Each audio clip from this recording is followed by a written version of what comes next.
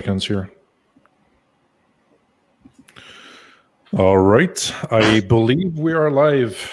Hello. Hello. Hello. Hi everyone. How's it going? How are you guys? Doing well. Very well. Andrew's doing well. Luca's doing well. Mark's doing well. Andrew's doing well. Lori's also on the call. She's not visible right now because we can only fit 6 people in the panel at the same time, and she's the victim of this technology restriction. If I get the paid plan where we can show more people, so maybe for the next ones I'll consider that. But for now, what I'm going to do, I just wanted to say hello, introduce the panel, and then or the idea of this panel, and then you guys will introduce yourselves, and then Andrew will talk a little bit about his store, and then I'll let you guys, like I mentioned right before we started, I'll let you guys kind of take the lead and talk with Andrew, turn it into an interesting conversation, ask questions, probe a little bit, and maybe give some advice as well. The idea is to, create interesting content for the group, and then if you want to use that video and share it somewhere else, you're welcome to do that as well. But yeah, the idea is just to try to help Andrew as well as having an interesting conversation. Cool? So, all right, so I'm going to take myself out of the stream now. Lori, I'm going to bring you back in. You can decide which order you want to introduce yourselves. Maybe in alphabetical order would be easier.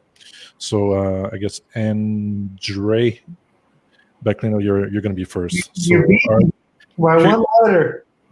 All right, so here goes. I'll let you guys talk. Yeah.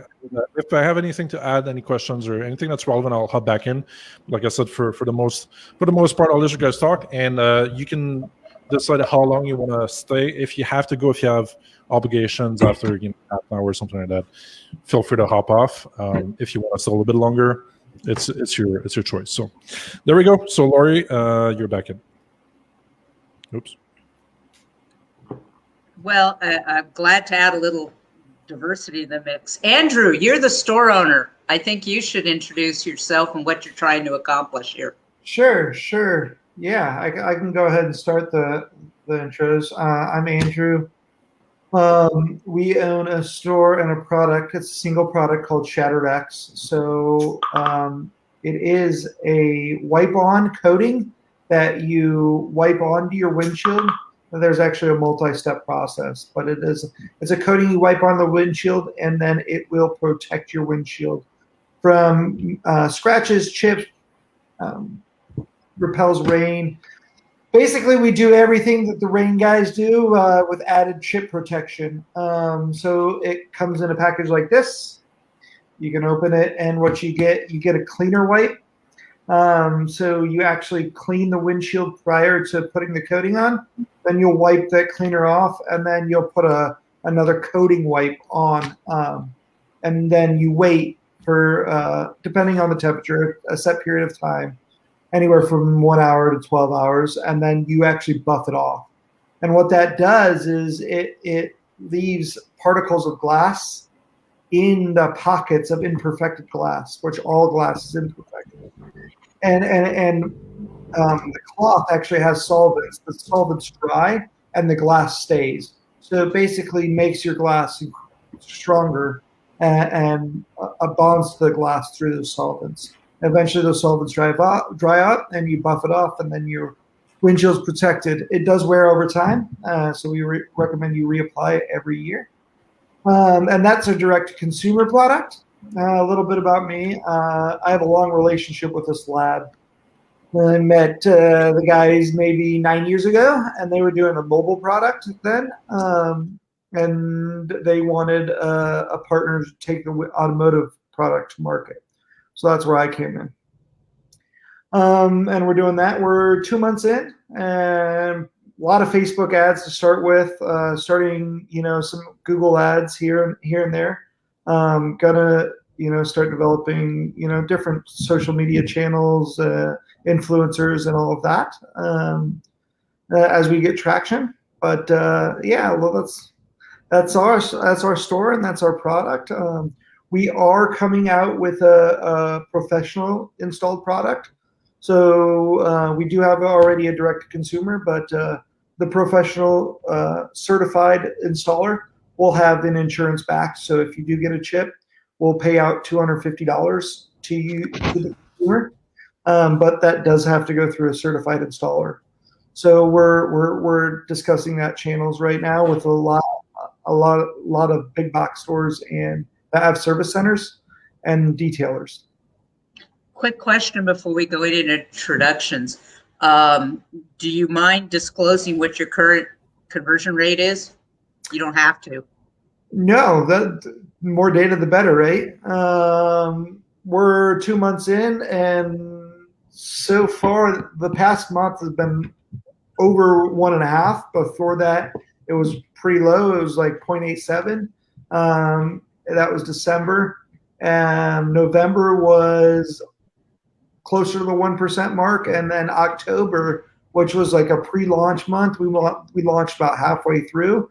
We had a higher mark, but that was, a lot of people in our inner channel supporting us before we launched it. So I think we're doing a lot better with. Shout out to Matt. He came in and designed a new hero. Came in, just wiped our old stuff out and said, "Hey, we got to do this and this and this." We did it. Conversion rate's going up. So shout out to Matt. Yeah, we're big listeners. We're big. I've always been big on the let's get the circle of people that know what they're talking about and let them run with it. Let them do whatever they need, test it out, whatever they need. I've always taken that approach to every business that I've ever started. Cool. Andre, you're alphabetical. Introduce yourself. What? Introduce yourself. Okay, here. Okay, so I'm a conversion rate specialist for the 5 years, and I mostly worked in e-commerce space and mostly for Shopify stores. And within that period, I did around 1,000 A/B tests on different 7 and 8-figure stores. Yeah, and eventually I built a e-commerce conversion checklist with more than 100 e-commerce guidelines. That's a short introduction for me. Awesome. Luca. Hey guys, nice to see all of your faces after exchanging so many comments in the Ecom Convert and various other groups. I am a CRO assistant in a Danish iGaming company called Better Collective, but my true passion lies in e-commerce, hence me being a part of this panel tonight, and it's really a pleasure. I come from more of a UX/business background, and over time I discovered that e-commerce is, as I said, kind of where my passion is in the online world. So that's where I kind of intend to stay, and looking forward to tonight's discussion. Cool. Everybody, my name's Lori, which I guess is on the screen. I'm more than 2 decades building stores and marketing stores and managing stores. We do more builds than we do, specific conversion optimization projects, although we do those as well. And I'm more of an on-site conversion person versus somebody who does extensive A/B testing, which is a different skill set. So that's my background. Mark? Yeah, hi. I'm guess the only other store owner here in this panel today. We have a type subscription box for kids clothing in Norway and the rest of Europe as well.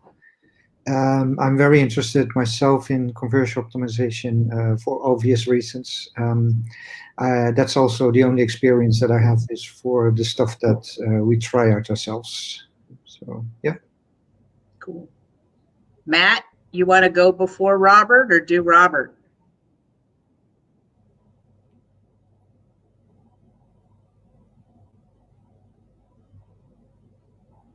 Mute. Matt, we don't hear you.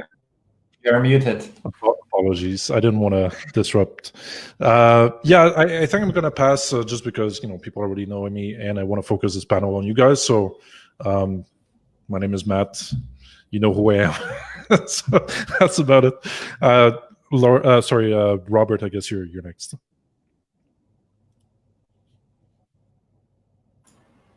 Hey everybody, I'm Robert Portillo. I've been doing search engine optimization for 14 years, and CRO work for 7 years. We've helped quite a few clients improve their rankings and their conversion rate. I'm the founder of CRO Junkies, a Facebook group with nearly 5,000 members, and I know some of you guys are also in the group, and I appreciate that. I have last year spoke at 3 SEO conferences on the topic of CRO, SEO Spring Training, the Valley Economic Alliance, and SEO Rockstars. And my agency is called Nimbus Marketing. I run it here out of Los Angeles. Yeah, so we currently help several dozen clients on a monthly basis, improving their SEO and CRO. So I guess who would like to talk first?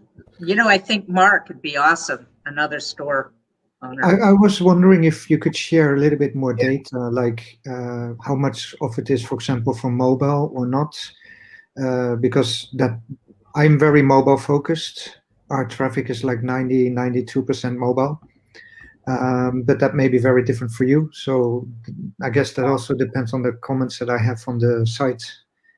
How much of this cold traffic versus ads and stuff like that. Can you see my screen? No. Okay. Does Matt have to share it? Can you see it?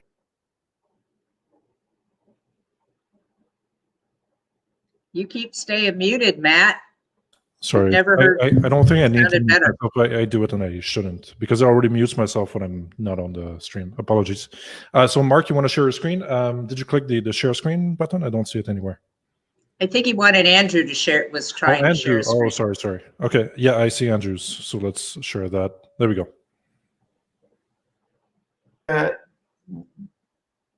You want to look at mobile, you said? Yeah. Well, basically the split of traffic. Yeah. Let's look at January. Let's go January to today. January, the month or year to date. And you want to see mobile.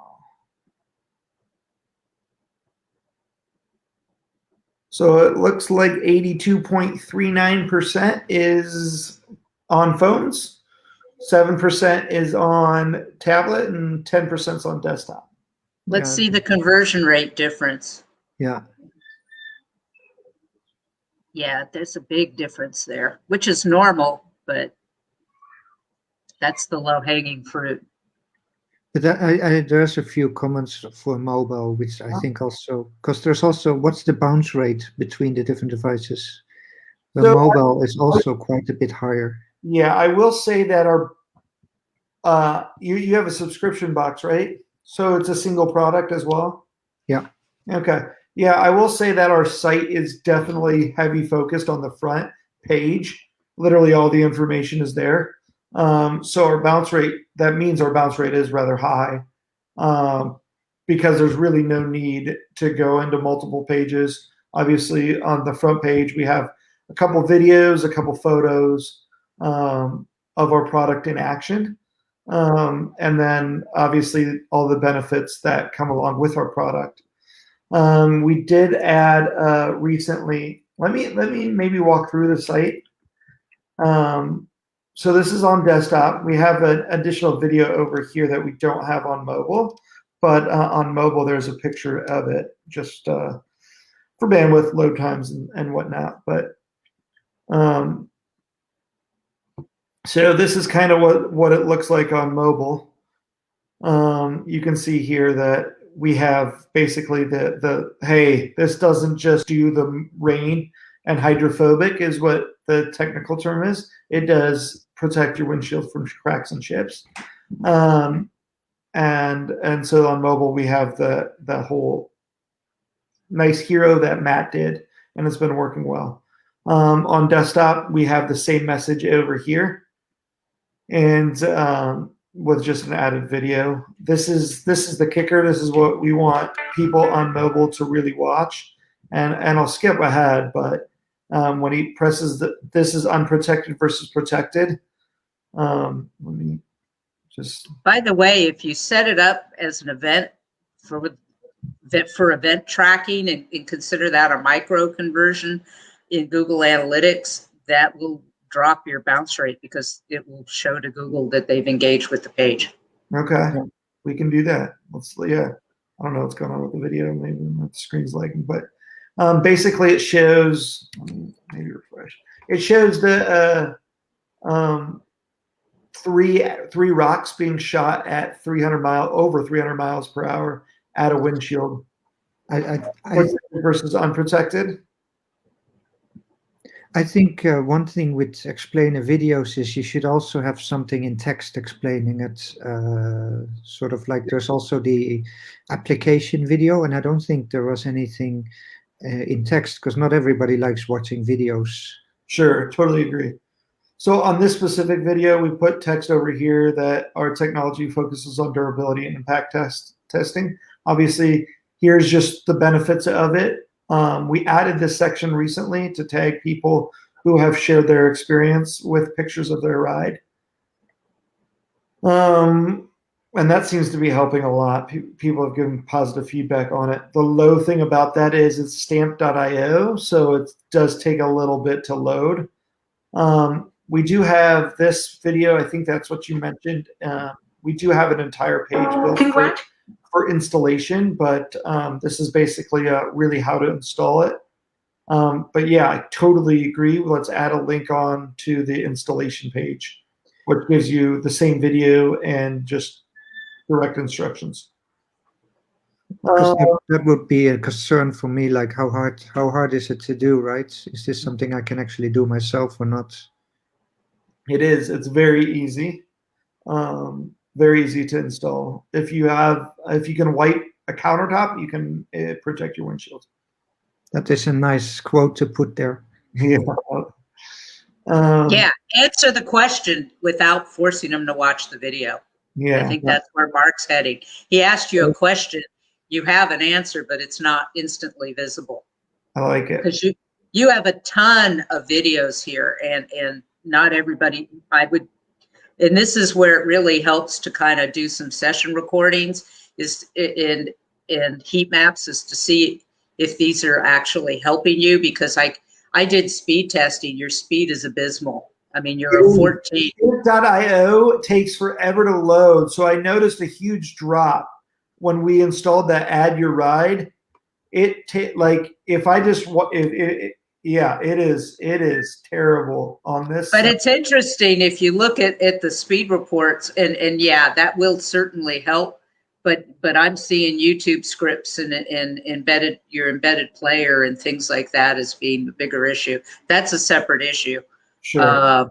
But with 82% of your traffic coming in on mobile, you may actually want to scale back a ton of this stuff. And I found a lot of issues with your mobile. Sure. Yeah, you want to go through them. Maybe what we could do is put images with the play button and then on click do an event. Yeah, I also don't use YouTube to load videos because it's slow. Yeah. Vimeo. We did Vimeo up here. I'm hosting. I have on the landing page one video in the header, and that I'm hosting myself. That seems to work okay, both on video on mobile and on desktop. But yeah, too many of those YouTube things. Everything is an extra request that takes time. So you think Vimeo would be better? I think you might want less videos. Yeah. Interesting. I agree.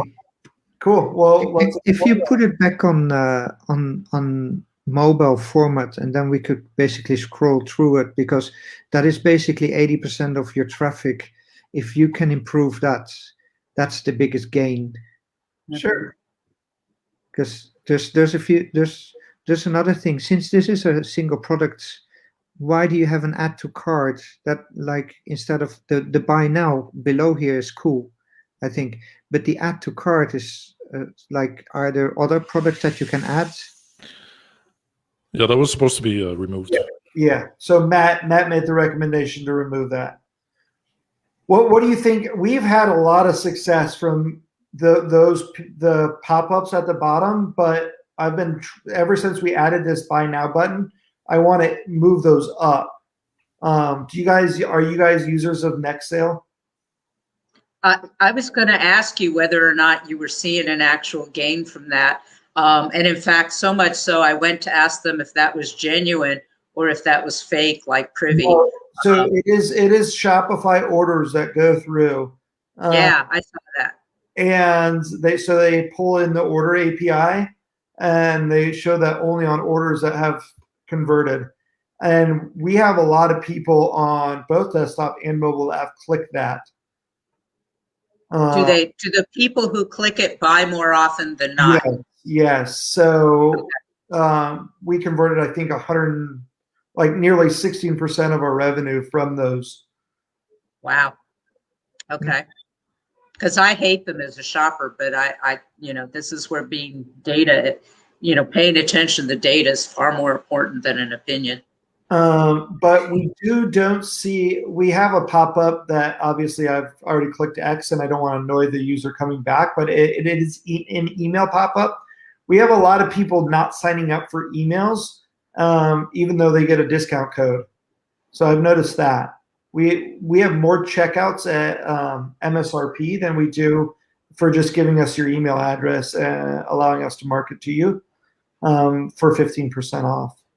And we've tried 20% off in that scenario, and we didn't really see a difference. I think maybe trying absolute amounts, so like in dollars, could do the trick because a lot of tests have shown that. Okay. And also, I was going to ask the question if this is a single page, not a single page, sorry, a single product store. And you already mentioned that the idea was to have as much of the relevant information on that homepage. Then what's the logic behind having, a homepage plus a separate product page, rather than having just sort of a more streamlined, landing page or single page experience? You know what? I don't know if we have really a methodology behind that, other than that's how kind of Shopify has it set up. Obviously, you just have a product with a product page. I will tell you on retargeting, we send them that's the only time our landing page is the product page, is if you've visited our site and we want to retarget. You already know the information and the benefits. We want to get you closer to that purchasing experience. So we do retarget that landing product page. One of the things I thought was kind of interesting is, and I had it on my notes to ask you about, on mobile, you have this really nice emblem for your 90-day money-back guarantee. Yep. And it's placed really, really well. It does not exist on your desktop version. You know what? Let's put it there. You're right. Let's Matt, I got to get that back on our desktop. Matt did the mobile hero because he wanted to focus on quick wins. And so he designed this with did a great job. Yeah, absolutely. We're seeing reaps the benefits of it, and I love it. This is why we're doing this call, is because we want to get you all involved, the experts involved. We've seen a huge increase in it from Matt's just one project. By the way, just as a side note, and maybe that'd be an interesting topic of conversation, but my first idea for when thinking about how to redo the hero section was actually to show, and that's something that you touched on a little bit earlier, Andrew, was to put the proof that the product works, right, the unprotected versus protected, in their face. So like the first thing they would see in the hero section, and I actually put a link to a screenshot in the chat. I can't put an image in there. But the idea was to put the proof right there, just an image or a GIF that shows, unprotected, protected, here's the results, there's a crack here, there's no crack there. And then maybe have the video where they can see it, or just having it as a GIF or something like that. And then the main reason, the main reason why we decided against that was that it was still not clear what the product was. But I still had that question where I'm not sure if it would perform better if we just focus on the proof instead of introducing the product. Because right now you see how it's being applied and like the context of the product as well as the product itself. So I didn't get a chance to test, this versus the proof. But I don't know. What do you guys think? Yeah, he did you put a link in the back? Yeah, I put a link to a print screenshot. Let me check that out because that's a really good point. When he gave us good 12, I can bring up Figma too. But this was one of the ideas we had, that saying, look, just flat out, here's what happens when it's unprotected versus protected. Here's the video. One thing I was thinking about the video is that I would maybe make a very short version there where you basically do the experiment with shooting something at the glass right from the start, so that there's no long wait, because this people are sensationalists, and then put a catchy title on top of it, watchers trying to break the glass or something like that, right? So that you really incentivize people to actually watch the video, and then no long blah, blah, blah, blah, whatever, just go straight to you shooting at the glass and showing the difference between protected and not protected. I like maybe a GIF. Probably do quite high up in the page as well. Yeah, what about maybe a GIF? What so we can get rid of some loading time on video. That might be the only video that you need even. Yeah, I'm just thinking a GIF might be really nice, but it's not necessarily faster. Although it should reduce the calls. So if you compress the MPEG in the correct way, then the video will start playing even if the file's not completely loaded yet. So there's stuff that you can do there. Yeah, I like it. So I will want to touch on this. We haven't really focused on big SEO. We found in our research, this is where I want to bring, I think, Robert in. I think we've talked a lot about UX, and I love hearing your feedback because it matters. It matters incredibly to conversions. For just traffic wise, right now we're doing a lot of advertisement, some Google ads, some Facebook ads. In our research, we found that a lot of people were looking either for like hydrophobic coatings or like fill in of chips, like they've already experienced the chip and they need to fill it in. So we were going to try to tackle those two independent sections on SEO eventually, kind of after we get our feet wet of launching the product. Those are the two avenues, is like, hey, we understand you don't want to go through this. You're going to have to drop off your car. It's going to have to be there for a couple of days. You need a new windshield. I know new OEM glass on like Subarus with the eyesight cameras is like $1,000 job. It has to be recalibrated, and wax-based hydrophobic coatings don't work with those cameras. So we're kind of trying to get. We were thinking about, hey, do we want to go after like, hey, you just chipped your windshield, make sure it doesn't happen again, and do like a fear SEO because that's a lot of the search terms, or if we wanted to go after the rain hydrophobicness, because that is a benefit of our product, and saying, hey, we also do this stuff in addition to just being hydrophobic. So those are two avenues of SEO that we're discussing, and we haven't really done a whole lot. We wanted to first bring it to Facebook, kind of retarget Facebook, bring it to some Google ads, and then build up our SEO as we go on. What does that sound like as a content strategy wise? Or set up a knowledge area where you cover all these topics, which is ultimately a growing library where you're going to capture those phrases. And quite honestly, if you're going to test those keywords, you may even want a landing page. It doesn't need to be accessible from your homepage. It depends on how you present it. So, by the way, you're missing all critical we haven't info pages at all. Yeah. Are you except contact? Yeah, you don't have shipping policy. You don't have a return policy. Your guarantee is only present in the form of an emblem. There's your about page. We have contact. We had a shipping policy page. 0 people clicked on it. It just doesn't have being there. Just for And then you have this really small print on the free shipping. First of all, same day implies I can get it the same day.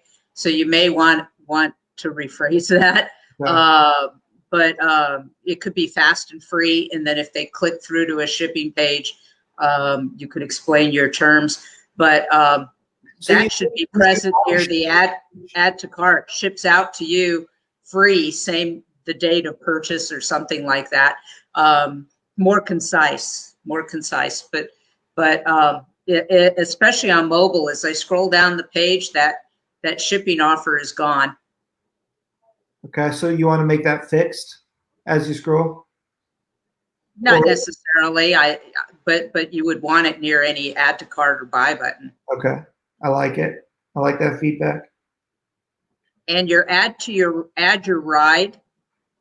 Mm-hmm. So I assume that meant buy the product, and on desktop it's placed well. There's a couple places where this is just kind of odd. So like the benefits of ShatterX, as I scroll down on mobile, you have the add to cart button there, and we discussed that versus buy, but it's actually above the benefits instead of below it. And then the add to your ride is really an invitation to write a review, which they can't do unless they've purchased the product. So it's actually in a place where clicking on it only confuses the user and doesn't benefit you. So are you talking about the benefits? Should this add to cart? Well, we're going to probably hide it, right? Should we hide it, or should we put it below the benefits? I'm saying that you could say buy now directly underneath the benefits. I don't even know if you need a repeat learn more by the time they've gotten this far. That's kind of a testable premise. But but where it is on mobile makes no sense at all. It's located differently. It's on a desktop, it's all one block, so it makes more sense. On mobile, it's disjointed. Okay. I like the feedback. 82% is on mobile, so it's also very many different things that you want people to do. You should really want people to do only one thing on this page, and that's basically buy your products. yeah. By the way, I just wanted to highlight that we got an interesting comment about listing out some of the elements that are mentioned in the video, such as, let me just open the message again, like chips, cracks, let me see here. Like this? Rain, snow, glare, shatter. Yeah, maybe having those as, I guess you have some of those there, yeah. Is that, I'm just confused by that comment. Like, should we be a Facebook commenter? You said the list of chips, cracks, etc. would be nice to see with video. Throw a rock to the windshield. Are you mentioning that this video where we throw 3 stones at 300 miles an hour? No, I think it's in the introduction video where in one of the slides in the video, it has a list of the things that it protects against. But I'm not sure what Joel's comment actually means, whether it should be in a video, it already is, or it should be a separate list. I'm not too sure there. Just wanted to kind of just surface the comment. Anyway. I like the video part where you throw up a bucket with mud on the windshield. Not this part if you keep it now, but one a bit further as this one. I think this part is very strong. Of the video that you should just cut out, and that you should show first. If you just show that, then you already show an immediate benefit of the product, one of the benefits. Sure. And the same with the other parts, potentially. Okay, so maybe we could even merge the 2 videos together, like go straight to the shot test, and then maybe go to the bucket after that. Yeah, or just keep them 2, but like 10 seconds each or something like that. If you move the screens narrow again, there's the one where you compare yourself with others, because that one is completely unreadable on the mobile as well, whereas that might actually be something that people are interested in. This one, that table, it's just not readable. Okay, make that better, more visible. Yeah, it's barely readable on a desktop. On mobile, it's Yeah. functionally worthless. And you made it all image, which means none of those terms are going to be parsed from an SEO standpoint. So you get a price table like HTML. I like it. Good feedback. We just got a couple more comments from Lee in the group. Interesting suggestion here. He says, I watched a demo video of shooting pebbles at 300 miles an hour.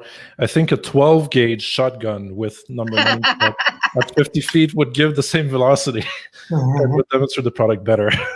So that's a cool idea. And then the second comment is, my first reaction to seeing the first video was, it's just like other products that I've seen it before. If you shoot a shotgun at the windshield, that's different and will get people's attention more. It's more like to Mark's point earlier about sensationalism, whatever that word is. Yeah. Can you also scroll up a bit? Because that's one thing that I wasn't clear about either. With when you have those pictures, this part. What is this? Why is the image like that? So yeah, so it's kind of hard to take pictures of these with a white background. We have, I think I sent Matt a few other ones, but basically these are the packets that come in each one of these. So they are stuffed in there, and they come with 2 cleaners and 2 coatings. So obviously you do the cleaner first, then the coating after. So that's how they come, and then they come with a packet of instructions. So is the feedback to do darker backgrounds, you think? I'm not like this, at least, because this is like, to me, this is very unprofessional how this is. And I didn't even know what am I looking at. I would much rather see the box that you held up like that, even if you use the same picture for both things. This up here? Yeah, something like that. You can even make it fake, right? It doesn't need to be the actual way you get it. Okay. But you should. This looks. We tried to me. we tried things like this as well. I don't know if you can see this. I question whether this section's even valuable. Yeah.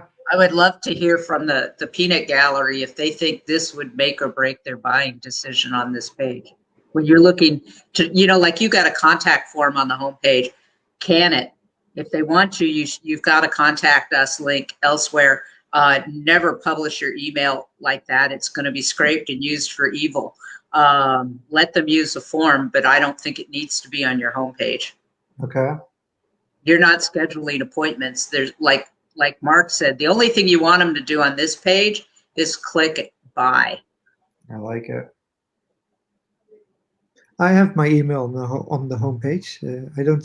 We also have good spam filters. So.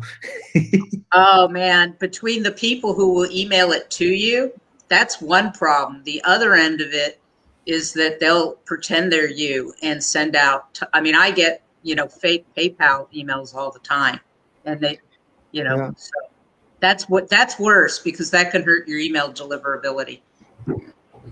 There's things that you can protect your domain with for that, as partly at least.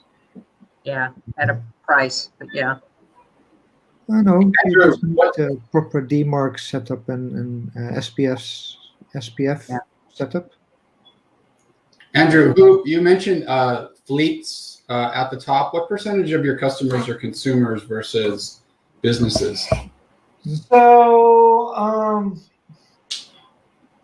I would have to, as far as number of units or number of accounts? Just what percentage of your sales are for businesses versus consumers? So right. It's challenging, right? Because we don't know if joe@gmail.com is a glass shop, is a detailer, or is a consumer, right? Obviously, the email helps. We've gotten a few glass shops, a few detailers order, small number of quantity, but we've got a couple big wins with local municipalities. an entire city uses our product to coat their buses, and an airport uses it. So airports have this problem where salt and sand will actually kick up, and then they'll use the windshield wipers and scratch their windshields. That should be a quote somewhere on your website, because that builds credibility, and everybody can imagine why at an airport windshields are having more trouble staying clear. Yeah. I would definitely ask them for a quote. Okay. And so we have, okay, maybe I like that, Robert. Thank you for that. We could add company field on checkout when checking out, maybe. I have some notes here I'd like to just maybe go through with you. I love it. So I'm going to just look at the desktop version because pretty much the same stuff applies to the desktop versus mobile, except for the responsiveness. The first thing that struck me about this site is there's just too much red. Red is supposed to be an accent color, not a primary color. It's as far as, you know, working well for conversions. And when you have a red CTA button, but tons of red text, big giant red bar, red design elements around the video, red headlines, and so forth, it kind of defeats the purpose of the red CTA. The red CTA button is meant to be a singular color so that it draws the eye to it. That's based on Gestalt psychology. If you take a big bucket, big barrel full of yellow jelly beans and throw in one red jelly bean, every single person is their eye is going to go right to the red jelly bean. If you've got red jelly beans all over the place mixed in with the yellow jelly beans, it doesn't work. It has to be the only color on the page. So that was the most striking thing to me. The red bar at the top would be much better as a different color. There should be a way to close it. It's too thick. I think I would make it thinner. Get rid of the buy now button because it's duplicitous. There's also a buy now right under it in the menu. Your menu items are out of order, if you ask me. Okay. My account button should be on the right. I'd like to see the cart, and unless you're operating out of Britain, that should be an actual cart, not a basket, and should be closer to the menu instead of all the way over to the right. I like your headline. Oh, your company name. I'm not a fan of that lightning bolt there. I mean, if you can get this trademarked and get a trademark in there, that would be a powerful trust signal. Also, a tagline, protecting windshields since 2019 or whatever you want to put. You could brainstorm that. The little shield above protect your windshield from cracks and chips just seems weird and out of. Nope, you dropped. You dropped. Uh-oh. I see Robert. I just don't hear him. Yeah, but he's frozen. Oh, is he frozen? He's Good. Hey, we reply on such awesome technology. So while we're waiting for him, I'm just kidding. is it back? No. While it's frozen, I have a few thoughts from Andrew. Actually, he had to disconnect because his internet connection was too unstable. It was not working for him. Are you there? Oh, there he is. There he's back. Okay. Am I back? I was about to. Last thing we heard was you don't like the shield. Yeah. Okay. So the shield just seems weird and out of place. You want your headline to be bigger. You want it to pop. That's a good headline. Protect your windshield from cracks and chips. That's not a bad headline. You don't like red though? What's that? Should this red be white, you think? Of course. Yeah. You want the only red thing you want on any viewport is the CTA button, or change the CTA button to green. But you don't want to have a bunch of other red elements. You want your CTA button to be the only color on the page if possible. Then I like your headline, but then the subheadline, you suffer what's called headline disconnection. So your talk first, the headline says, protect your windshield from cracks and chips. And if someone says, oh, that's what I want. And then you jump into talking about the technical details of the product, which is out of continuity with the headline. You should be jumping right into a subheadline that connects to the headline and converts the attention that it garnered into interest, and say something like, what did I put here? Keep your windshield clear and free of cracks for an entire year. And that brings up the next thing. Like there's all this talk of, how easy it is to apply, but there's no mention of time. How long does it take? I mean, does it take 5 minutes, an hour? How long does it take to dry? Is there any toxic residue? What does it smell like? So what I would do is change that subheadline, get rid of the impact tested at over 300,000 miles, and put some bullet points in there, and say something like applies in 30 minutes, no, non-toxic, odorless, no sticky residue, protects your car for an entire year, or something like that. And then maybe you could put impact tested to 300 miles per hour. But that's later in the conversation. That's a feature. And right now you need to connect with them on what their pain points are and what they're going to get. So what I present about and what is pretty common is, what's in it for me, or the 7-second test, or the 3 questions and 7-second rule. Where am I? What can I do here? And why should I do it? So where am I? Shatter X. What can I do here? Protect my windshield from cracks and chips, and I can buy it. Why should I do it? Well, again, you're jumping into the technical details of it before you've adequately connected with their pain points, right? So you could say something like, what I would do is just what I told you with the value proposition. And then in this next section, again, what I found with the entire page is it's out of sequence. That there's no logic in the way the information is presented.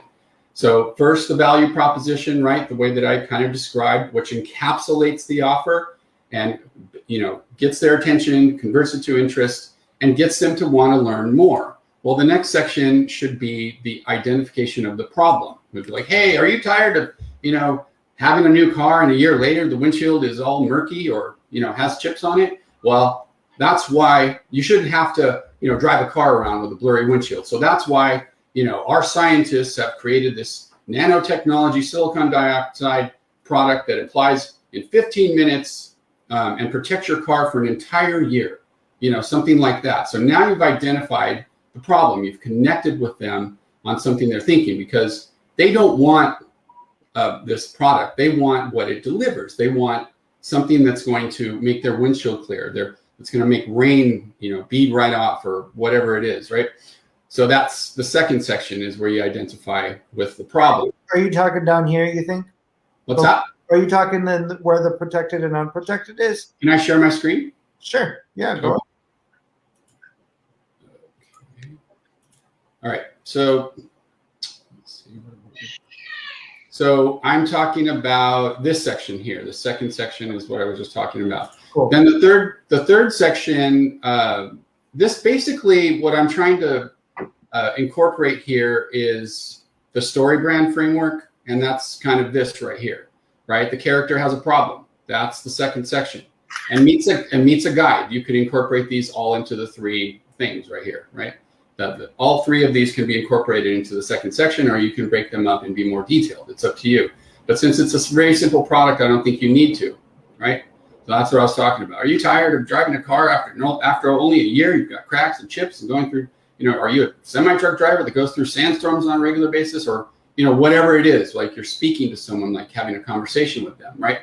And then, so you're talking about them and their problem. And then you say, hey, that's why we developed Shatter X, trademark, our scientists have, worked for 3 years in the lab to come up with this, and, blah, blah, blah, or whatever, right?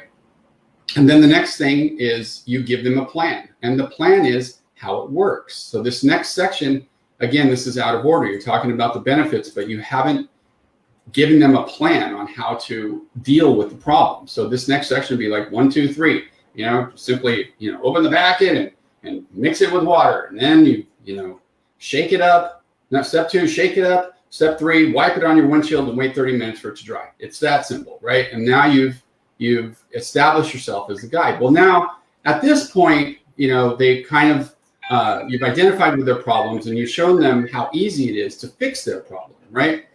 At that point, they're going to start wondering things. They're going to have questions. They're going to have wonder if they can trust you, if it really works, is this just hype, and so forth. And so at that point, what you do, you call them to action, right? That's what this says. Help them avoid failure and in success. But what I would do on the next section is maybe then talk about the benefits. But this is too much text. I don't think you need all of this right here. Like this is really great. This is good. I think, you know, some of this you could use. I would just find a way to make this a little bit so it doesn't look like a big wall of text, right? Maybe break it into 2 sections or something like that. And also, like I said, I have some notes here. I'm kind of jumping all over the place, so forgive me. But I looked it up, and I don't see anything called silica dioxide. I find silicone dioxide, but maybe I'm just not, you know, familiar with the terminology on this. But you have to be careful about talking about, you know, these chemicals because they sound scary to people. It's not that you don't want to use them. There might be a place for it. But I think, you know, you're mixing kind of features and benefits here, which you have to be kind of judicious about. So you might want to talk about the benefits and then create a new section with the features, the science behind it, right? What's the science behind it? You have a lot of like, you know, videos on, you know, how it works and this and that, but how was it formulated? Was it formulated in the lab? Like how much research went into it? You know, who are the scientists behind it? What is the science behind it? How many years was it tested? Like these types of things, right? That's what I would do. So benefits and then maybe some features here. And let me see. The iPath, I think some of the other panelists have talked about this. For me, the iPath is just really all over the place. Like when you get down here, there's just this unusually large space here. I know you're using the UGC up here and it's hard to control, but unfortunately I don't control that. Yeah, I try to get rid of it. Yeah, and this just, for me, this just, obviously, you already talked about that, but just needs to go. This is a good section, again, like they talked about, the photography is bad. I would just, you know, use some images of like the actual silica dioxide or something similar, you know, just like this. Or just, you know, something, you know, that's, you know, looks like, you know, an actual scientific product or something like that. And you've already kind of talked about the process. So this is a good section that talks about, you know, what's included in each package. Let me see here. I think that's a key point there. I never saw that as what is included. I just saw it as these are different products. And do you think that adds value, Robert? It depends. I would like to see just one picture of like the entire thing, you know, like, you know, with a light box photography with no shadows, it's just like the actual product, like you know, showed to the camera. I don't think there's anything wrong with showing, you know, what's actually included, as long as you talk about, you know, how to use it. So those are kind of my feelings on that. Some more notes here. You know, the buy 3 get 1 free, protect your entire fleet or family or whatever is kind of odd. I don't know too many families that have 4 cars. So I would think that, you know, if you're targeting fleets, then you might want, that might be a good deal. But if you're targeting consumers on your Facebook ads, then you might want it to be, you know, buy 1, get 1 half off. The research of that was every household of a family has 2.6 cars. There you go. So buy 2, get 1 free. Yeah, so we wanted to be to push 1 on top of that for, you know what I mean? Buy 2. Yeah. Too many videos. I think all you need is 1 video and really sell the video. Like instead of top questions, say, hey, watch this, you know, 1-minute video. You'll learn, you know, how amazing this product is. But obviously that's hype, full of hype and whatever you want to brainstorm that. But you want to give the video kind of its due and sell it, you know, so that people will watch it. When you have all these 3 videos, it just causes confusion. You just generally have too many calls to action. They kind of talked about that. Buy now, add to cart, learn more. It just kind of reeks of desperation. Like, oh, come on, buy our product. Come on, we really want you to buy our product. And that's not what you want. You know, you don't need these add to carts, 3 of them in the viewport. It's just overkill. You put it in the value proposition, make your case, and then ask them to buy it again at the bottom. That's it. That's all you need to do. And then once you, so, you know, going back to the psychology, after you've created your value proposition, identified with their pain points, showed them, the solution to their problem with, it's easy to apply in 3 steps, and then talked about the benefits and features. And again, this social stuff is at the end of the conversation. They don't really care how much people talk or love your product until they're interested in buying your product, and they're in what's called the trust trial. Like, can I trust this company? Who are they? Who's the team behind it? What's the science behind this stuff? Blah, blah, blah. What are other people saying? Right? That's last in the conversation. And then, a section below the features and benefits could be something like, now you can drive your car with a clear windshield for the, for the life of your vehicle with the amazing, Shatter X, something like that. And then maybe another section where it's kind of a, what they're going to risk losing if they don't buy it, which is like, or, you can drive your car for 5 years and have a windshield that looks like this. And you can have a picture of a windshield, brand new windshield, 5-year-old windshield. It's all pitted. I know, like I used to drive in a sandy area, and this kind of sneaks up on you. These pitted windshields, and your windshield gets blurry. And then you get a new car and you're like, holy crap, my windshield was so messed up and I didn't even know it. It didn't even have any chips or nicks, but just the micro abrasions made it blur over time, right? So you could do that. You have to be careful about fear mongering. You don't want to do that, but you could say, hey, this is what's going to happen if you don't use Shatter X. But if you do, hey, buy our product, you're going to have a crystal clear windshield that works better in the rain and snow and so on, right? And then you get into your user-generated content, your pictures of your team, the scientists in the lab, whatever it is, and a final, your videos on, how it works. You could use that in place of, the installation process, or in addition to, like one of the panelists said, you should have it written and video, and you just basically, I would put the video over to the right or left, and then over to the right of it, have basically a little mini value proposition or a synopsis of what the video says for the people who don't want to watch videos. Like me, it's like I have to sit here for a minute and watch this video, and I don't even know what I'm going to learn. Shatter X, congratulations on your purchase. It's like you're being very presumptuous. Like I haven't even decided to buy it. Now you're pissing me off because you're acting like I'm just going to buy your product because I'm some kind of a fool. So I'm playing the devil's advocate here, and I'm trying to help. I'm not trying to put you down here.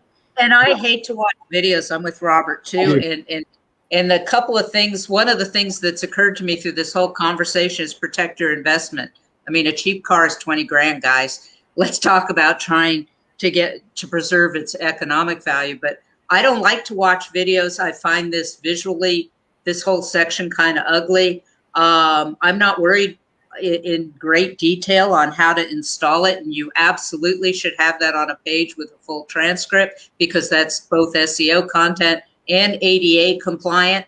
But you might want to say installs easily in 15 minutes, and then you could have a small text link, because we're really not trying to pull them off the buy process. If they really care to know more, then you can link them to the page with the installation instructions, and they can then see how easy it is to install. I don't think you need that here. I mean, ultimately what you're selling, people don't buy features, they buy benefits, which is exactly what Robert was saying needs to come first.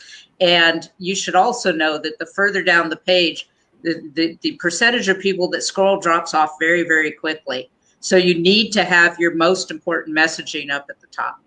And, so true. I agree. So, and I know I've taken so much time. I'm almost done. But what's so wonderful about the story brand framework is it allows you to structure your content in a way that's just resoundingly familiar to everybody, because every sitcom, every movie, every 30-second TV commercial uses this same kind of situation. Just to give you kind of an example, like Tide commercial I saw endlessly as a kid. A lady's, she's at home and she's making dinner, and the guests are going to be here for dinner in an hour. 5 seconds later, the kids come in covered in mud, and she's like, oh my God, what am I going to do? And then she's like, I know, Tide. Next scene, she's pulling out the Tide, the big hero shot, and she's throwing the detergent and pouring the Tide into the washer, and then she throws the kids into the bath and she looks at the clock, 30 minutes, okay. And the next scene, she's setting the table and the looks at the clock and the doorbell rings, ding dong, and she answers the door and there she is standing with her kids in their clean clothes. So it's kind of that same framework, or it doesn't matter. It could be Star Wars. It's like Luke Skywalker. He's bored stiff. He wants to go off to academy or something. His uncle wants to work on the farm. They get killed. Something bad happens, right? He meets a guide, right? Obi-Wan Kenobi, who leads him on the path to destroying the Death Star. That's the kind of thing you want Shatter X to be, right? That's the kind of structure that the story brand framework talks about. So one more thing to talk about with your psychology after you do your value proposition, the identify the pain, present the solution, present the benefits, present the features, and then maybe a video or something like that. Call them and then talk about what will happen if they don't use it, and then talk about how great their life is going to be if they do use it. Call them to action, and then finally your transitional calls to action, which could be your videos or your blog articles. So if they get that far down on the page, they're going to be like, well, I really like this, but I need more information. That's where you have like 3 recent blog articles, on, how much, like you said, the airplanes or the city that uses your product, or, how much money is wasted on repaired windshields every year or something like that. And then I'll just talk about my other notes here. I think I think I got it. I think I pretty much covered everything. Oh, sell your newsletter, down at the bottom, just say newsletter, subscribe, sell We it. have a pop-up that occurs. Oh, cool. Uh-huh. yeah, but that pop-up is also very plain. It's not. It's Sure. basically the same. The form is too large, it's and just the spacing here is off. I really love this section here. I don't know how you can do that on mobile, but you could probably combine, these and then not have them staggered and make them just kind of more traditional. But this is a great depositioning chart and they work wonders. And your footer is just too large. I would get rid of the social media icons here. They're just more calls to action, more distractions, giving them more things to do other than buy your product. And then finally, for your CTA button here, instead of add to cart, I would get rid of learn more. It's too soon. I would just make this protect your windshield or something like that. Okay. I like it. I'm going to have to go rewatch this. I know. I'm sorry. I kind of jumped all over the place and dumped a bunch of information. I'd kind of just very quickly like to go back to Robert's first question, which I think is very, very important, which was who your main customers are. And I think this is really the starting point and the kind of more larger general takeaway from this, because it will affect, once whether it's, airport bus fleets or families with 3 cars or what have you, that's very much going to impact your messaging and how you communicate the value of your product and your brand as a whole, because your brand is more than just the product itself. It's also how you kind of deliver it and communicate the benefits, etc. So I think that, once you've gathered more data and done more research in GA or whatever other tools you're using, and once you know who your target audience is, it's very much it's a positioning is what I'm trying to say as well. It's not just like what you do on the page, it's also who the page is for and, how you're kind of arranging all of this, because that's in the end might have a larger cumulative effect than all of these sort of smaller tactics, if you will, combined. So that's kind of just my addition to this. Yeah, I would speak directly to the fleet owners and the people that own really expensive cars, Right. So I think we should probably switch to more of a car enthusiast person.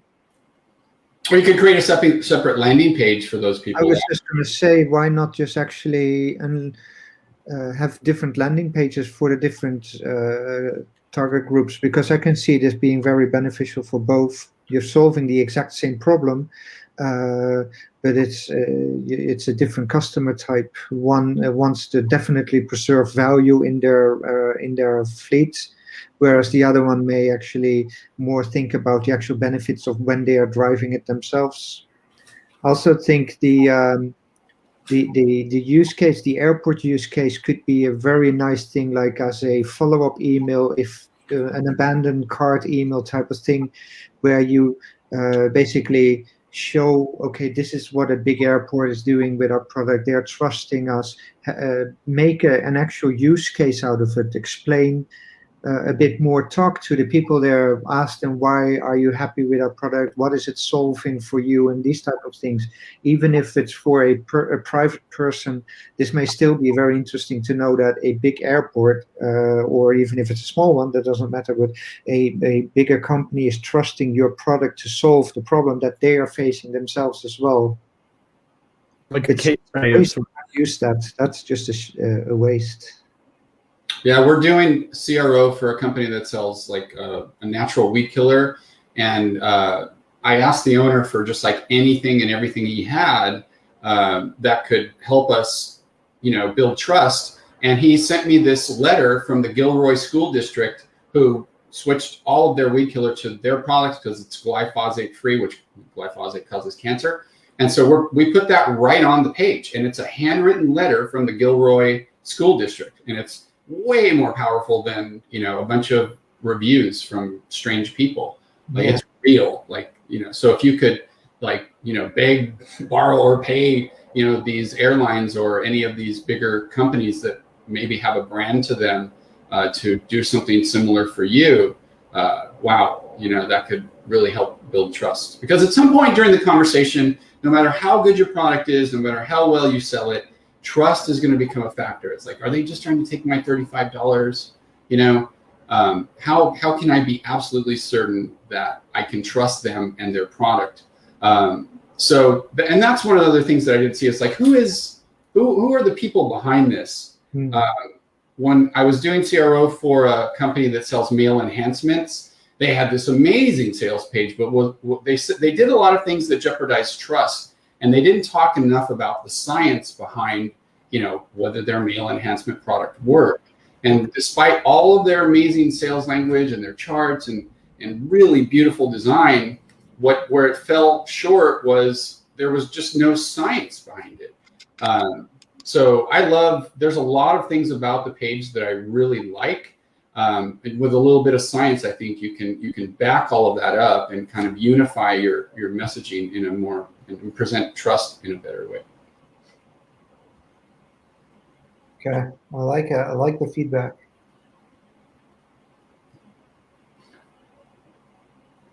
From an SEO standpoint, we have a lot to do there. I know that. We haven't really dived into that. We were, like I said earlier, do you want to go, should we try to go after the people that have already chipped their windshield and looking for fillers, or, because that's a big search volume there. There's a lot of search volume around that. Like, yeah, I did some initial keyword research, and as far as like windshield protection goes, I didn't find a whole lot, but there was 6,200 searches a month for chips and cracks. So does your product, does it do that? Does it help with the chips and cracks? So it depends on how big the scratch or the chip is. It'll help fill it in, but it's not like a solution that you inject into the chip and crack. So so we're not a filler, basically. I imagine the keyword research on that might be a little tough, but so that's why we decided to go after the whole Facebook lookalike audiences of car groups, etc. first.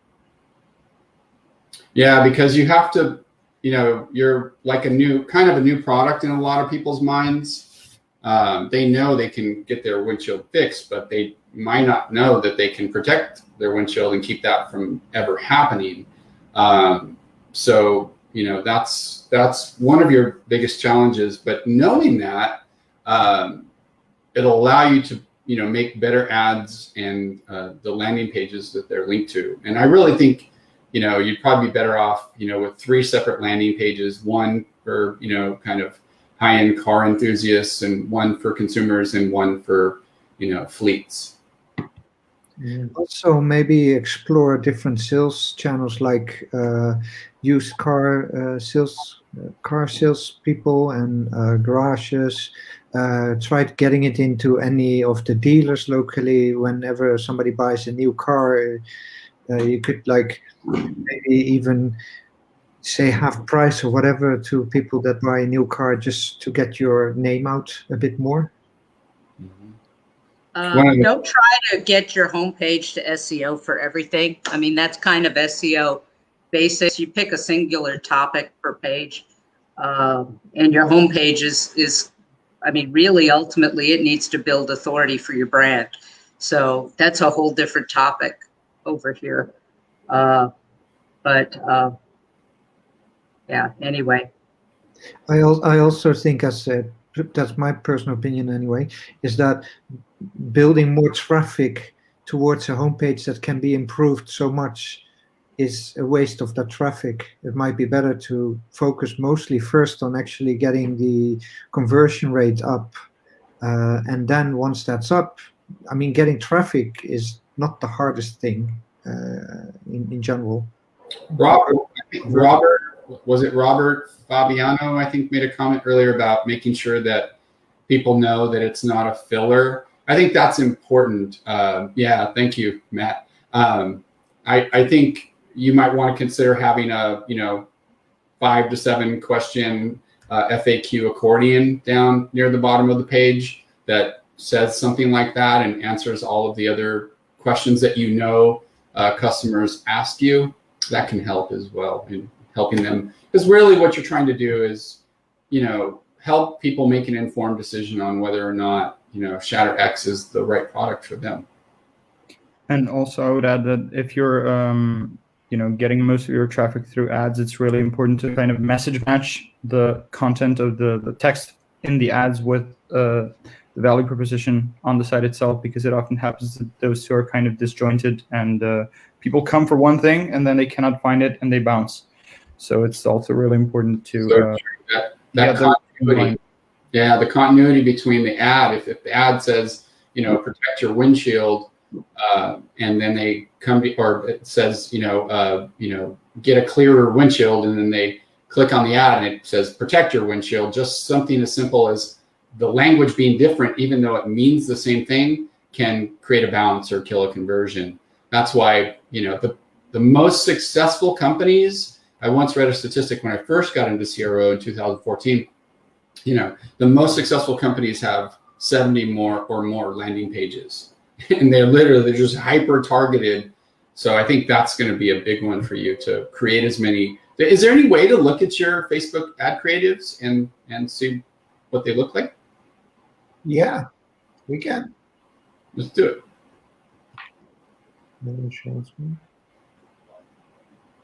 This is really cool, by the way. I've been doing this a long time, and this is the first time I've ever sat around and talked about CRO with a bunch of CRO geeks. It's not bad, huh? I thought it would be a good idea. You want to run to our ad manager?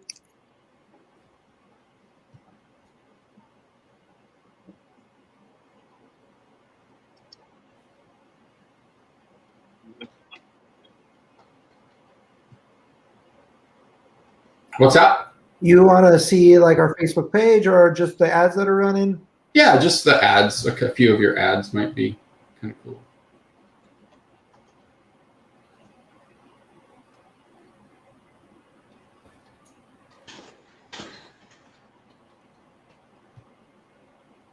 Let's see.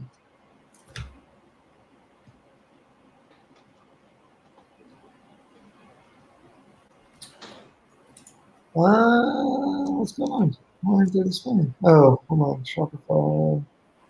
Have any of you guys used any of these ad creatives automation softwares? I just bought one at AppSumo. I haven't had it. I'm about to fire it up today for the first time. Let's see what it's called here. Ad automation, or did you say another form of marketing automation? Like ad creatives, they're kind of not AI necessarily, but they'll, you enter a bit of information and they'll create 100 different variations of your Facebook ads for you to test. I think there's Oh, one man. called Headlime, like with an M, Headlime. Uh-huh. It's supposed to be really good. I haven't tried it or anything, but it should be. Years ago when they were brutal, so I'm not sure that's relevant anymore. Here you go. Okay, I got it pulled up. Here's one of them.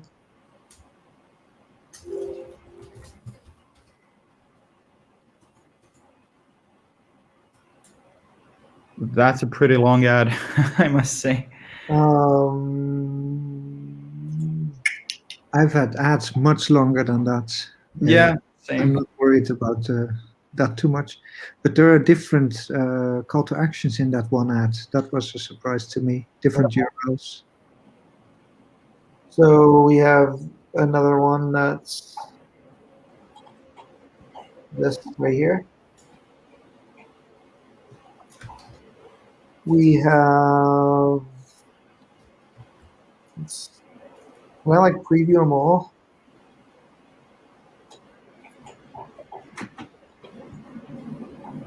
Oh, I can only preview one of them. Okay.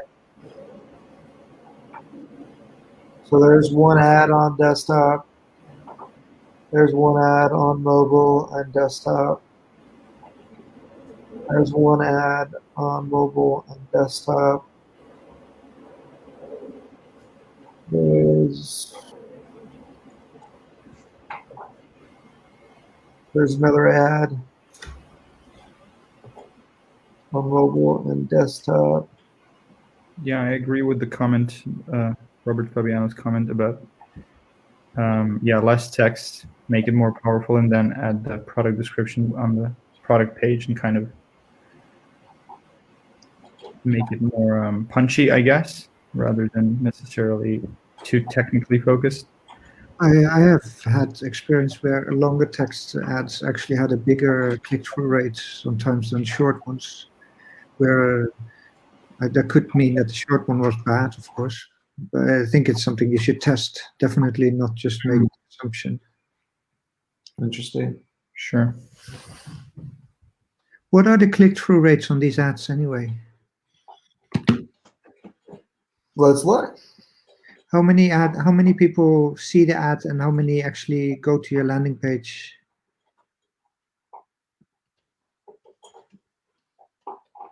If you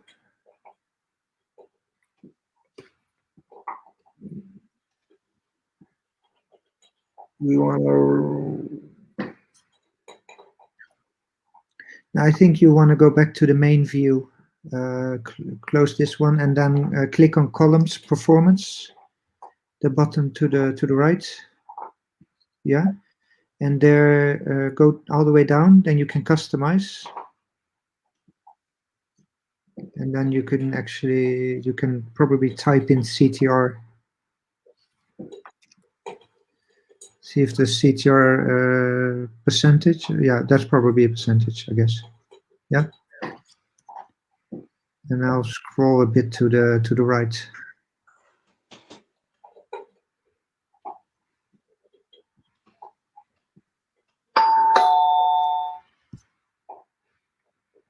I think your broth finally arrived, Matt. No, that was me. Sorry, I'll close that. Somebody just came up on our site. Right. Unfortunately, I don't have broth yet. It's been a month and a half. I want my broth. It looks so delicious. But the click-through rate is very low then, or I was a bit quick. Yeah, right here is 3%. Yeah, but that's just one click. Yeah. Let's go. We have multiple ads and multiple accounts. Let's go over here. There you go. There's some of them. Right. These are probably the most active. I don't think this one's really active. Well, that has a lot of reach. I would have to go into this one. I think this is the top of the funnel. Yeah. Facebook is very good at delivering what you're asking them to do. So if you ask for people to watch the video, then they may not actually click, whereas you want this is a video view campaign. That's why it's so low. It's literally to watch the video, and then depending on the number of seconds they watch, we'll hit them with another one. Can I see the content view campaign? What type of ads is in that?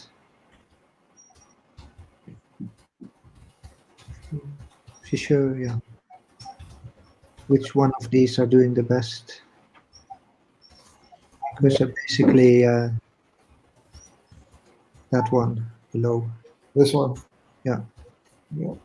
You want me to preview it? Yeah.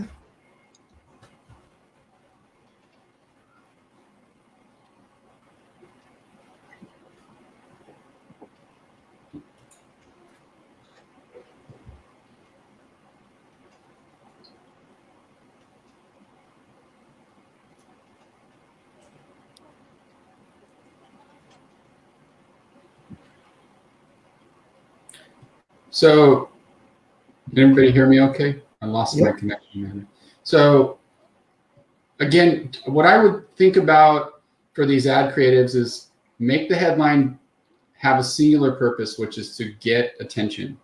The following text or the subheadline, however you structure it, should convert that attention into interest. So right now we have you starting off with, Shatter X, the ultimate wipe-on windshield protection. Maybe not the best headline. Maybe you might want to say, protect your windshield like your homepage says, with Shatter X, the ultimate wipe-on windshield protection. So right now, it's just a bragging statement. That's all it is. Hey, Shatter X is the ultimate wipe-on windshield protection, right? It's like, big deal. It's like, what's in it for me, right? So, and then the subheadline says, liquid glass windshield protection. What does that mean? Now it seems like you're talking about a different product. So you want to make sure to have that continuity from the headline to the subheadline, or from the headline to the body of text, or however you structure it. Right now you don't have that. I like what you say here. I think this should just say, Shatter X will protect your windshield from cracks, chips, and shattering while repelling rainfrost and ice. That's great. Apply, it'd be great if you get a little more text in there, applies in 30 minutes, only, $34.99 while supplies last, and then use the fear of missing out, like a countdown timer, limited time offer, buy 2, get 1 free, or something like that, and test that scarcity tactic. It can work wonders. Definitely, I would consider that. Another thing that I wanted to mention too is there's a lot of geeks in the world, and I love how you talk about how the hardness goes from 5H to 9H. Like, that's intriguing to me, but there's not, for me, there wasn't quite enough information about that, but that ties into what I was talking about. What's the science behind this, right?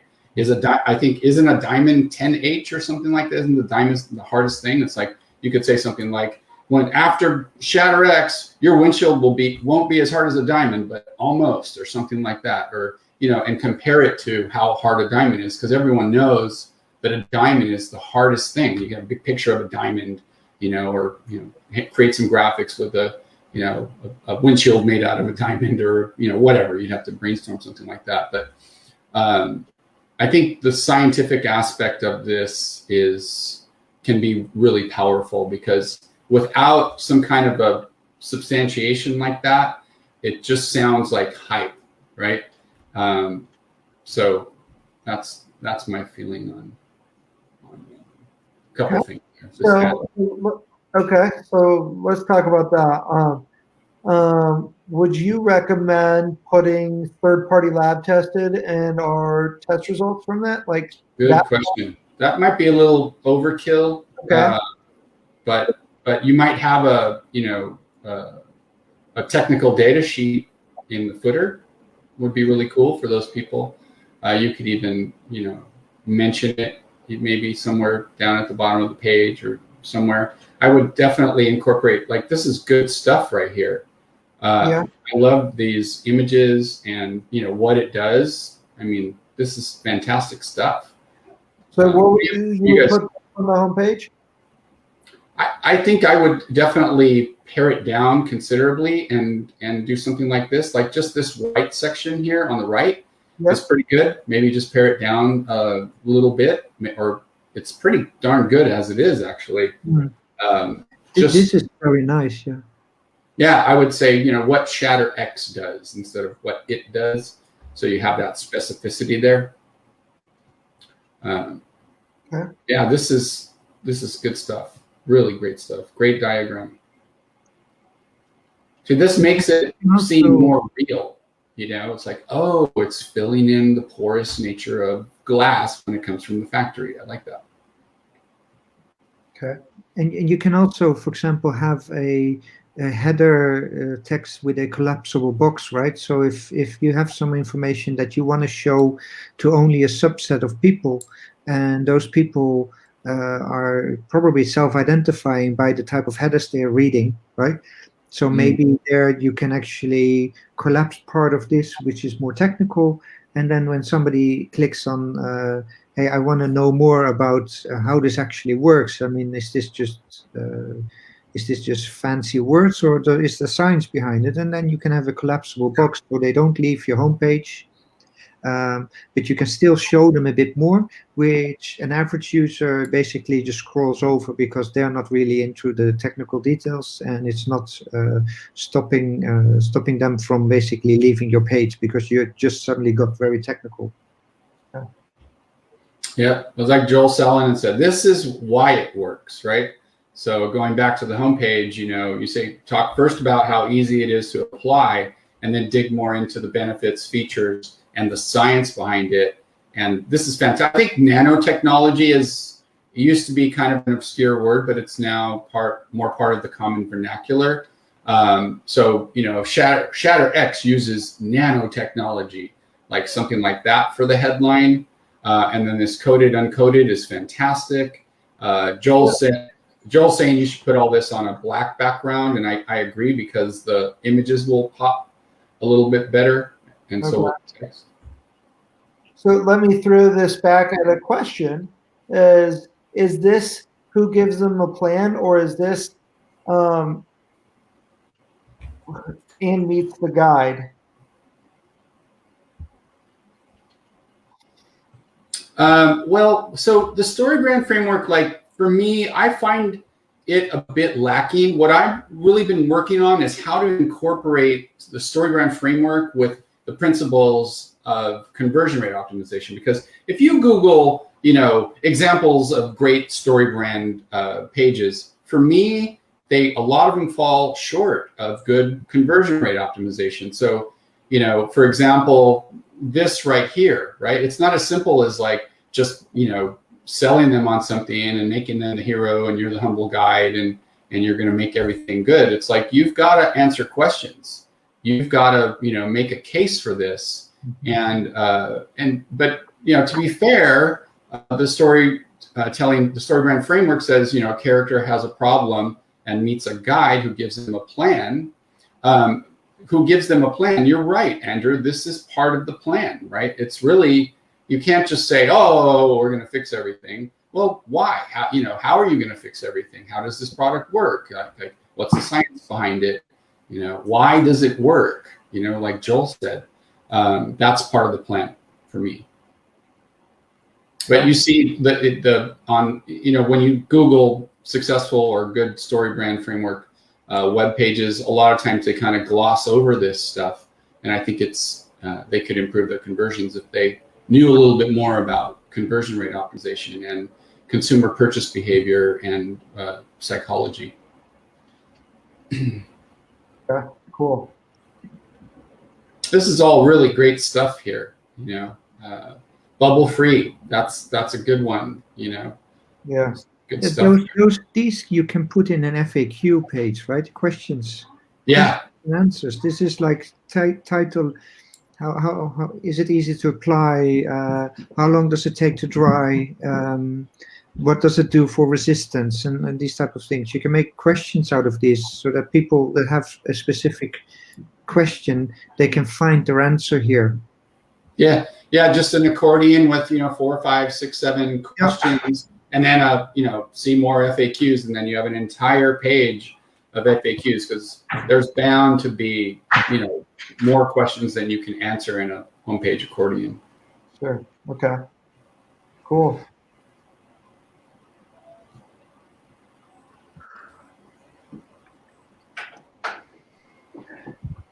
Got it. Okay. And the other thing that you might want to think about is, offering this as a gift. Like, hey, you got a buddy who's got an amazing car, he has everything. He doesn't have this, and you can, add a gift option where you can give this as a gift, and it'd be a really cool gift, like for somebody. I think. We did this. We had a decent success with this. We did an email here with this, and we had a decent success of a stocking stuffer, and we did a buy 3 get 1 free stocking stuffer, and like another one that was just a promotion code on it, and we did have success with that email. Cool. So that's one thing that I would. So you say this is applied once a year, right? Yep. So why not talk to these dealerships? Whenever they buy a new car, they get one package for free with the purchase. The competitive landscape of that, there is a B2B space player that will not sell to the consumer, that most of them buy from. I will say that. Yeah, the dealers buy from them, but why not let the dealer just give one of these for free, right? So they don't need to necessarily buy. I don't know what your margins are on these type of things, of course. Sure. But then you get, if the customer applies it themselves, right, instead of the dealer doing it, then they experience the product. They had nothing to lose by using the product, and they might be more likely to actually buy again in the next year, because then their car is only 1 year old and they want to keep protecting their windshield. Sure. Maybe they get it for a good price when they leave their email address behind, so that in 11 months you can send them an email series about, hey, you want to keep protecting your windshield, type of thing. Yeah, I like that. You could do a subscribe and save too, where it's sent every year for a discount. Yeah. So we do send a reminder a year after they purchase, or 9 months after they purchase. Hey, your Shatter X needs to be reinstalled. Somebody posted on Facebook a question of going to dealers and automotive shops. Yeah, we send them 100, and we have retail purchase agreements that every time they sell a batch or one, we bill them at the end of every month. So we're in service centers.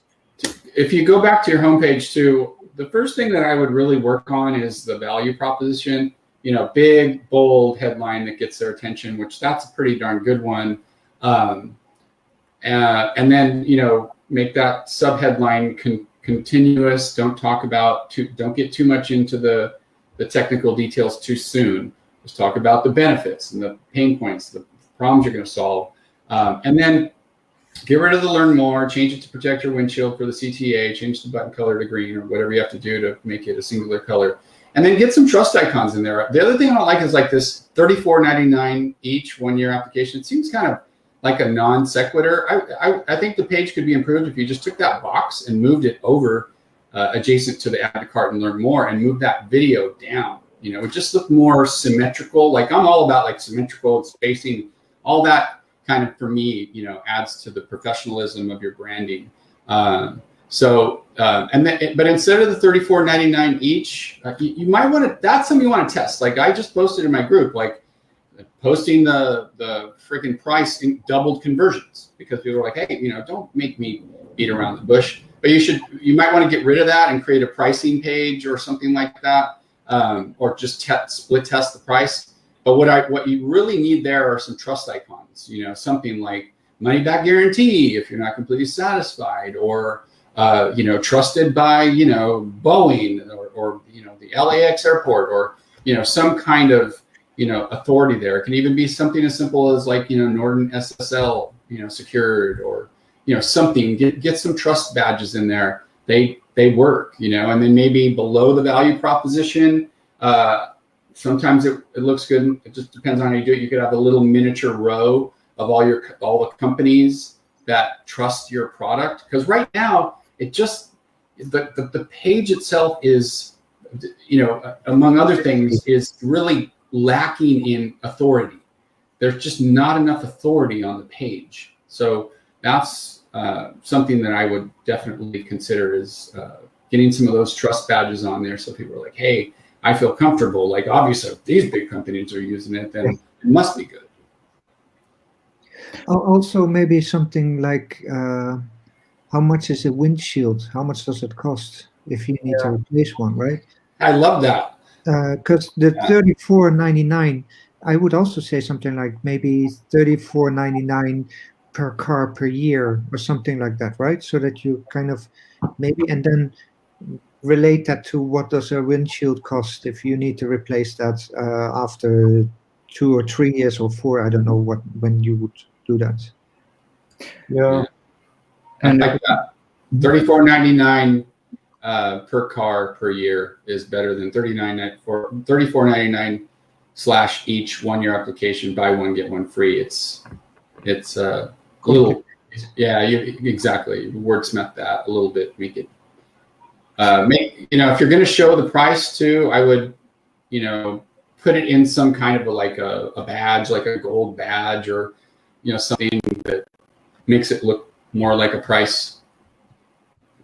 And also, I think a good question to ask yourself is whether your homepage or product page looks like an About Us page, because looking at the previous one that we were on, which was the About Us page, I kind of got the feeling like it was very similar to all the other pages we've seen. And it's I think it's very important to kind of just be aware of the fact that you don't want to be talking about yourself too much or the brand. Like, you don't want the copy to be brand focused. You want it to be all about customers. So in that sense, yeah, I fully agree with what Robert said earlier about kind of, and this is also an article that I shared recently in one of the groups, the why, try, buy framework, which is exactly that. Like, you want to let them know, you want to make it about them and why they want to try it and buy it, rather than what it's great that you use nanotechnology and everything else that you're mentioning, and seeing as that's the nature of the product, you should go into some detail, but not too much and not too soon, basically.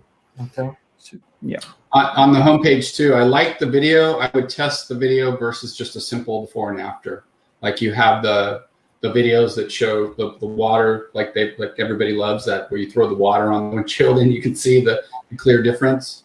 That right there, just an image of that, like, that's pretty powerful. You can almost never beat a before and after. It is it says everything instantly in one glance. I love that. Yeah, I do think the moving is a strong one there. Sorry, go ahead. I do think that you can actually see the dirt move off the window is why it also is very strong here. You can see it work. How do you go about differentiating yourselves from Rain-X? When we only promoted this video, that was a big concern. Everybody commented Rain-X. Yeah. What was I going to say? I would bet money too that this extends the life of wiper blades, right? Because they don't have to rub against a coarse surface over and over. It's a smooth surface, so the blades last longer. You save money on windshield wiper blades. Your windows are easy to clear. Can you treat side windows, back windows? Does it make sense to do all the windows of the car? But they don't have the same negative effects. You know what I mean? Of front facing windshield. But yes, absolutely. Does this do what Rain-X does? Absolutely. The whole and to be just, if you want to talk about the landscape of this world, Rain-X is wax based, so it won't work with safety cameras. They dilute the vision of the actual camera, like Subaru EyeSight that goes behind the windshield. If you have a wax, it affects the vision of the cameras, and they'll just turn off. They won't work. So this doesn't, because this is actually made of glass, subglass particles.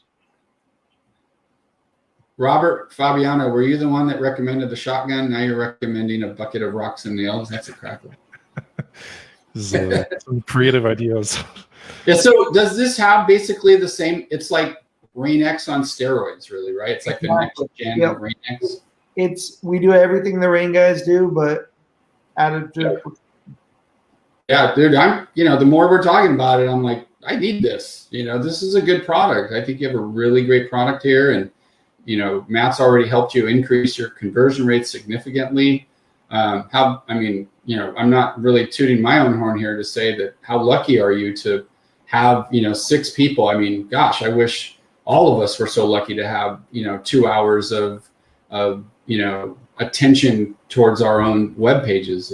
I love it. I love it. Thank you for your willingness, and I'm hoping to work with each and every one of you. And Matt for organizing this. It's really cool. Well, I was thinking we should start charging for these things. Yeah. No doubt. Like until after you've done ours. I love getting bashed because I hate hearing, we've been on a couple of these calls and some of them, say minor things or that we like your product or we like your website. And I don't like hearing that. I want to know always what can we do better and who can we hire to do it. Those are the 2 things. Because Matt knows I have another business that's very successful. We have several hundred monthly paying customers, and it's pretty much well automated. We've got a software development staff, and Matt's even helping us out with some videos. I am a huge fan of offloading the work to people who are experts, and I want data behind the value that they're driving us. So this has been great, but I hope that it doesn't end here, and that each one of you can kind of pitch me your, business opportunity cost, and we take it a step further. Because this 2 hours has been great, and I love your feedback. Let's not stop. I thought you were gonna say you want to do another hour or 2 of this right now. And guys, I'd like to share. I finally got the pop-up, and if it's okay, I'm going to share my screen. Sure, go ahead. And before we finish up, I am not a pop-up expert. I have to say, I think I know they can be extremely successful. I can't stand them. I always close them. I don't think I've ever read one. But I know I have glanced at them and had trouble closing them and seen them long enough. So I know them a little bit. And I know enough to know that this one could use some love. And I'm curious to know what you guys think of this. Let me share some data behind it, maybe first.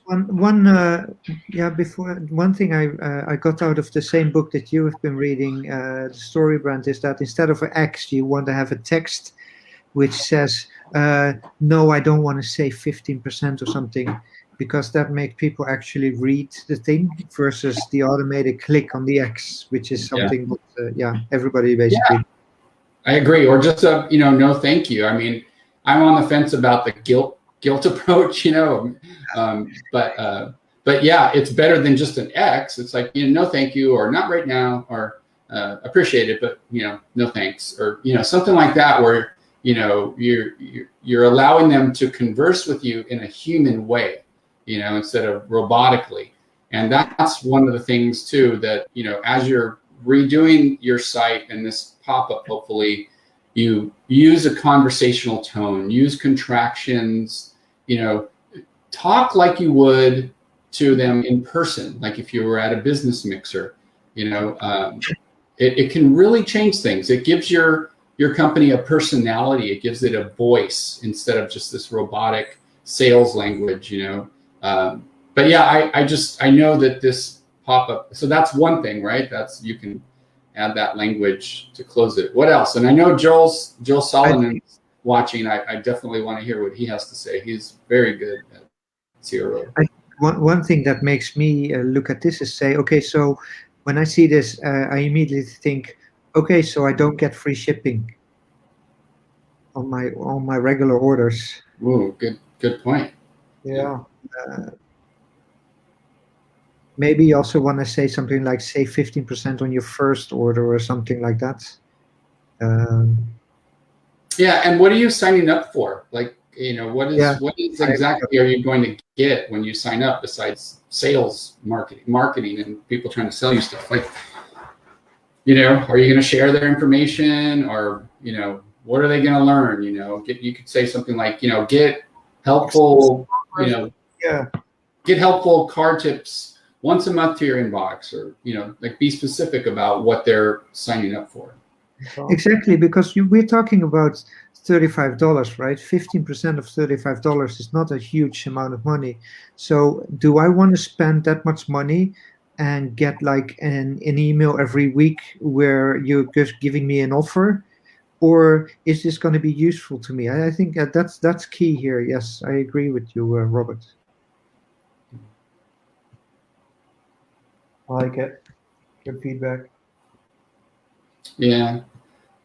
Like I said, I'm not a pop-up expert, so I don't have too much information to give. I need to up my game on my pop-ups. I think I'm just letting my semi-hatred of them taint an important skill. I think these pop-ups can be very useful for conversions. So, Everybody hates them, but they still work. yeah, I've heard people getting 10 to 20% conversions on these. Well, I will tell you, we're getting a few emails every single day. At most, I think we got 8 emails in one day, which is a lot. That's great. That's fantastic. So it does semi-work. Do they end up buying? You know what? We've had decent success. We try to send an email maybe once or twice a week. We've had success from them clicking. I mean, instantly too. 10 minutes will go by and we'll get an order from an email, like that quick. So I think it builds levels of trust that you're just not you want to retarget and you want to email them. But yeah, I would say they work. But I love the sending card tips once a month. I love that. Yeah. Specifically about detailing the car, right? Right. This is part of it. Like something like this is kind of cool. I like odd numbers. I think they get more attention. So instead of 15% off, like 17% off or 13% off or something like that. One of these here, the one I was looking at was this one here, 8% off. Enter your email to unlock the deal. And then my favorite ones are the ones where you enter the email and then you click get coupon and it just immediately copies the coupon code, because it engages like the interactivity where they're like, oh, well, now I've copied this coupon code, I better go use it or else I just wasted my time, right? When you do send your email, it does come up with a code you can copy. Cool. Okay. Then it should probably say that, just so you got a little work here to do on, just making it a little bit more, having a little bit better psychology. Yeah, and make, instead of a black box, put something in there as well, like the one that you showed with the 8%. That was just visually nice to look at as well. So we need a plugin for this, so we're kind of limited, or we should shop around. Yeah, I know they can be tough. Try to also make your CTA button the same size and shape. I like how I like your CTA buttons, how they change color, and they're a good size and shape, and they're all the same size and shape on the entire page. I think that's pretty important. Also, I wanted to say the reviews, there's no reason why you need to use a plugin for that, right? You can just manually copy the text and make it nice and fit well together. I mean, the image with the middle image there, all of these images should really be on same size wise. So you can fix that. You don't need to have it from a specific website or something. The other thing too is I've seen people have had good success with like use proof, where the little window in the lower left-hand corner pops up and says John Doe just bought Shatter, 3 Shatter X's, 5 minutes ago or something like that. We have that. You have that? Cool. Okay. You must have closed out of it. It's on the lower left. If you close out of it, we know that you don't want it. Okay. But it was here. Shatter. We do have that. Lori said she does not like it. Yeah, people are on the fence about it. I've never used it, but I've heard people have really great experience. I think that works when you have a relatively high volume.